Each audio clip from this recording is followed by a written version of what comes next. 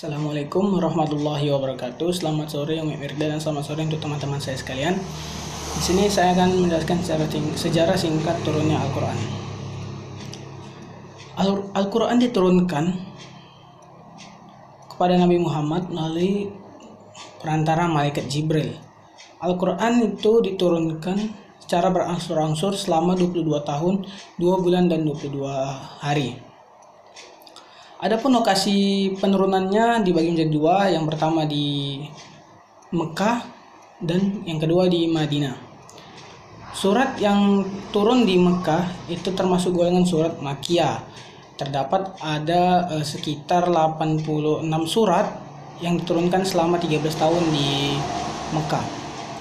Yang kedua di Madinah, jumlah surat yang diturunkan itu sekitar 28 surat. Dalam jangka waktu 10 tahun dan digolongkan ke dalam surat Madaniyah. Yang pertama tadi disebut sebagai surat Makkiyah karena diturunkan di Mekah, dan yang kedua diturunkan di Madinah disebut dengan surat Madaniyah. Periode turunnya Al-Quran di Mekah pertama kali terjadi selama 4 sampai dengan 5 tahun. Pada masa ini dakwah Islam masih terbatas pada ruang lingkup yang kecil, dan ayat yang diturunkan pun pada umumnya membahas tentang pelajaran bagi Rasulullah untuk membentuk kepribadiannya. Pada Mekah kedua selama 4 sampai dengan 9 tahun, pada masa ini dakwah Islam sudah multi terbuka. Masyarakat sudah mulai mengenal dan tahu mengenai sejarah tentang agama Islam yang disampaikan atau diajarkan oleh Rasulullah SAW. Dan di periode Madinah terjadi selama 10 tahun.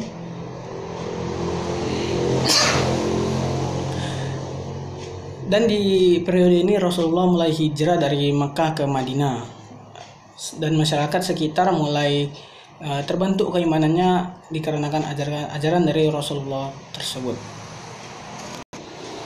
Oke, kita lanjut ke awal mula dibukukannya Al-Quran.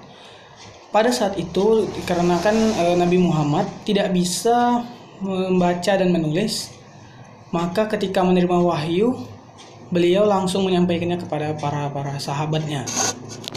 Lalu para sahabat tersebut diminta untuk menuliskannya, dan Rasulullah pun hafal di luar kepala wahyu tersebut. Yang bisa menulis itu ditulis di batu, kain, kulit hewan, dan lain-lain sebagainya. Oke, awal mula dibukukannya Al-Quran itu, pembukuan Al-Quran pertama kali dilakukan ketika pada masa Abu Bakar As-Siddiq. Itu dilakukan atas usulan dari Umar bin Khattab, yaitu dari sekian para sahabat-sahabat yang dekat dengan Nabi Muhammad SAW.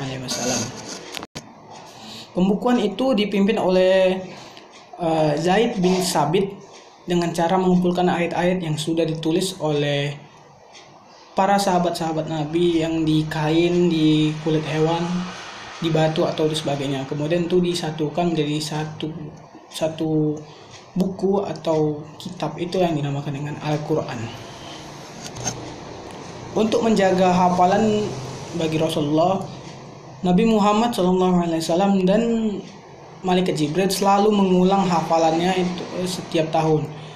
Selalu mengulang bersama hafalannya setiap tahun agar menjaga kemurnian dari Al-Quran tersebut. Bahkan di saat Nabi Muhammad ingin wafat, beliau sempat membaca atau menghafalkan ayat-ayat Al-Quran bersama malaikat Jibril sebanyak 2 kali. Baik, itu saja yang dapat saya sampaikan pada kesempatan kali ini. Jika terdapat salah kata dan pengurangan arti ataupun materi, saya mohon maaf. Lebih dan kurang saya mohon maaf, dan kepada Allah saya mohon ampun. Dan saya akhiri dengan wabillahi taufiq wa hidayah. Wassalamualaikum warahmatullahi wabarakatuh. Selamat sore semuanya.